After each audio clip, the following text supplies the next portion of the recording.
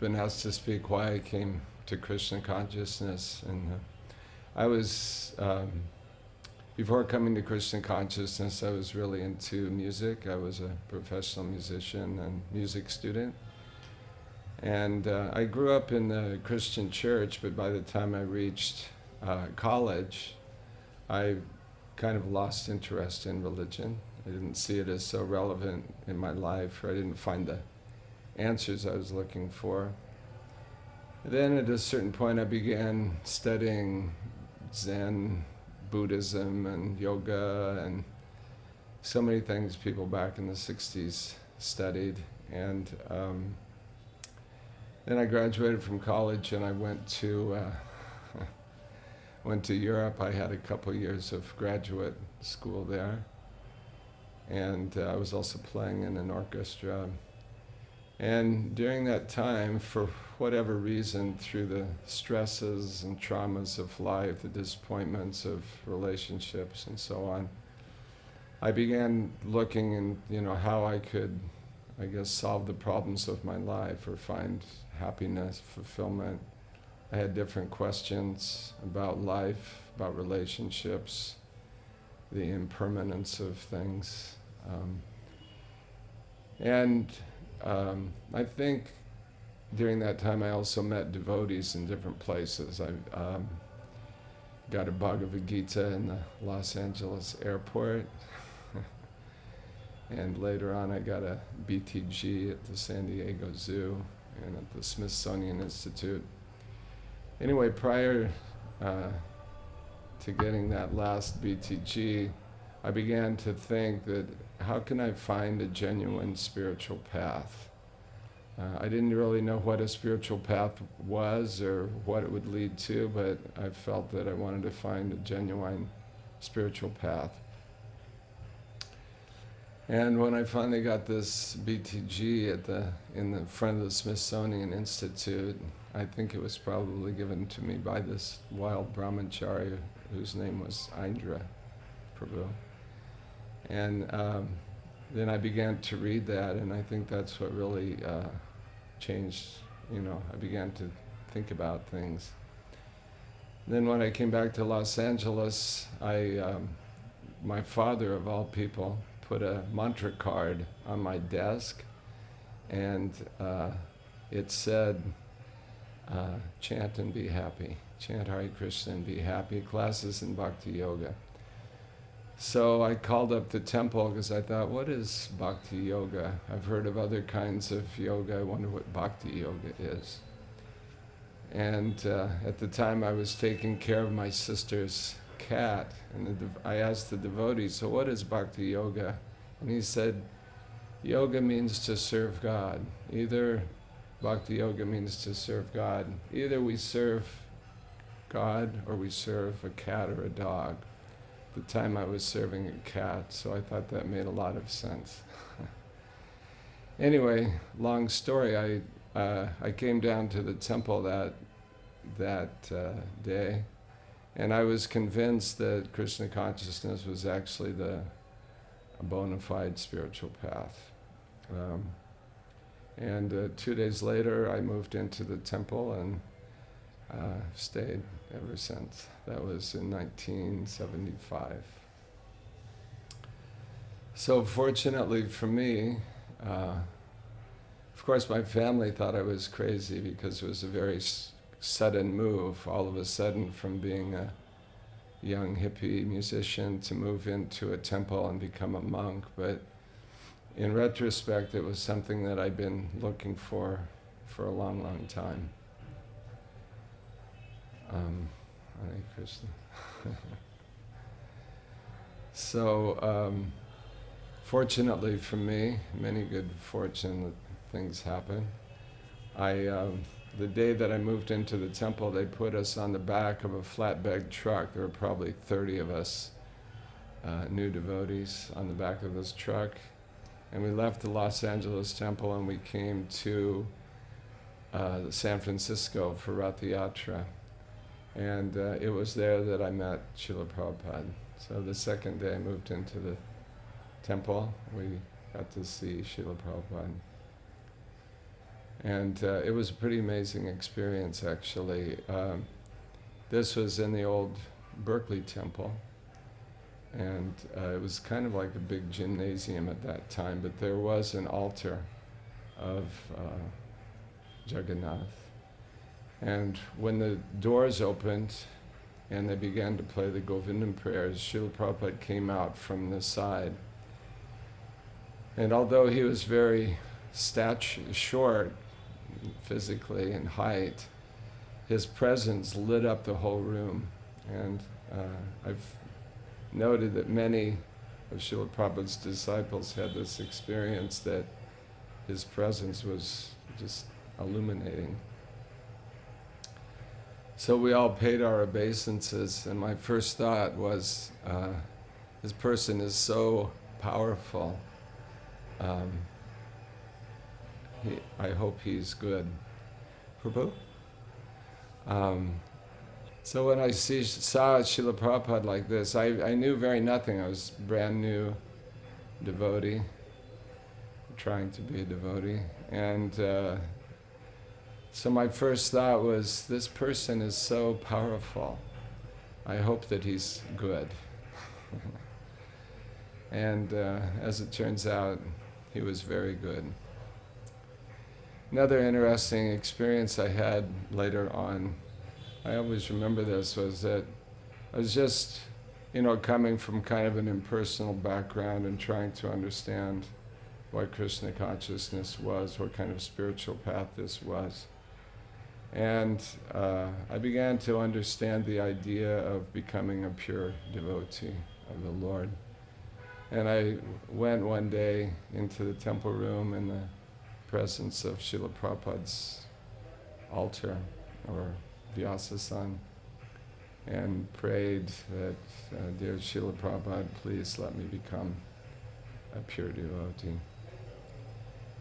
So we tell different stories about how we came to Krishna consciousness or what we're thinking, but actually it's due to the mercy of the devotees. And I could understand later that because I'd met devotees, I'd gotten books and so many different things, that it had planted this seed and it had given me some agata sukriti. And it was actually Srila Prabhupada that gave me this desire from just kind of a general spiritual inquiry to understanding that my goal in life was to become a pure devotee of Krishna. Of course, we didn't realize how difficult it would be to become a pure devotee. Maybe we thought that we'd become a pure devotee in a few months or years, but it's actually can be many lifetimes journey to come to that stage. Although it's natural, Nitya Siddha Krishna Prem Sadi Kabunai, we hear from the Chaitanya Charitamrita, and we feel also that love for Krishna is natural, love for God is the nature of the soul. But to become purified and awaken that takes some time. So that was, I got to hear Srila Prabhupada's classes there in San Francisco. I was there for one initiation.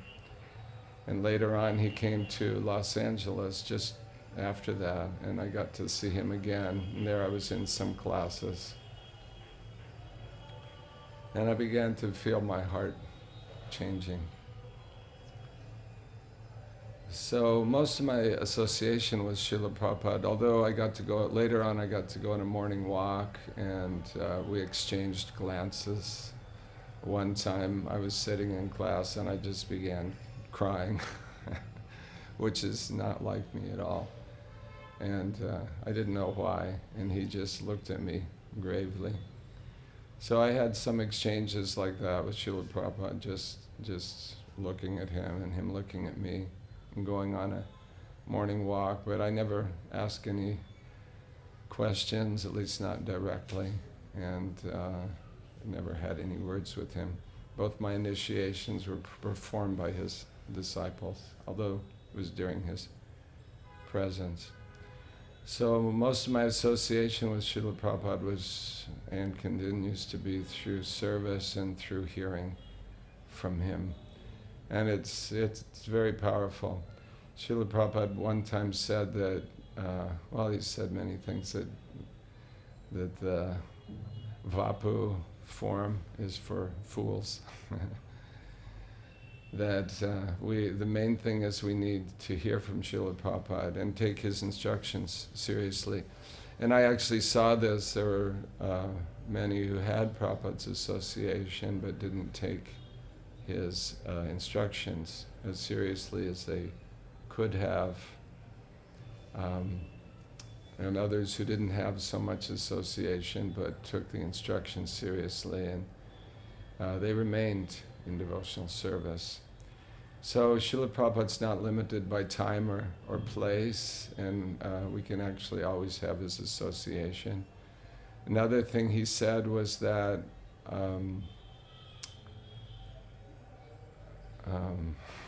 lost my train of thought.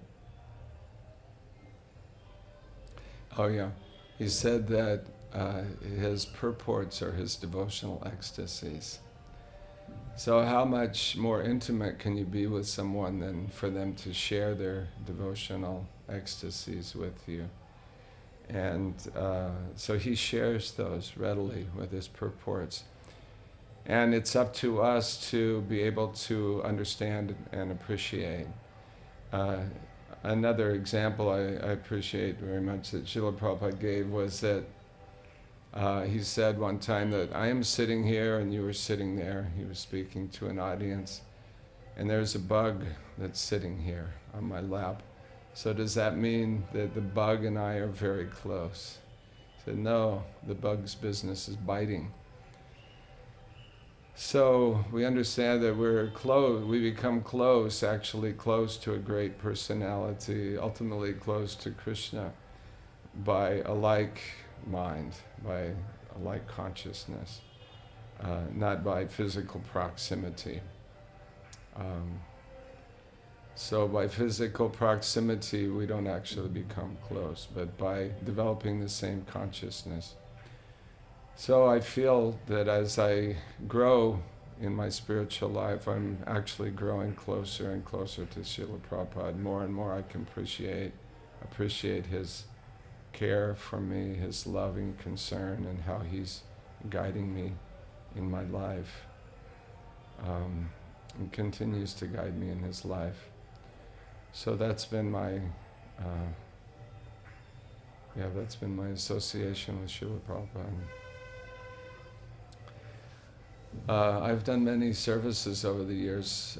For about 10 years I managed a temple in Laguna Beach, California, which was simultaneously blissful and stressful. It was kind of during a turbulent time in our society. I learned many things from that. In recent times I've been involved a lot in doing Kirtan, and I actually get to travel around the world meeting devotees and doing Kirtan. So I have some experience and appreciation for Kirtan. As Srila Jiva Goswami says, he specifically speaks about Sankirtan, or chanting with others, congregational chanting, that even greater than Kirtan is the Sankirtan because of its ability to give uncommon feelings. So in Kirtan we experience feelings, we experience emotions that awaken our soul. This is the power of Kirtan.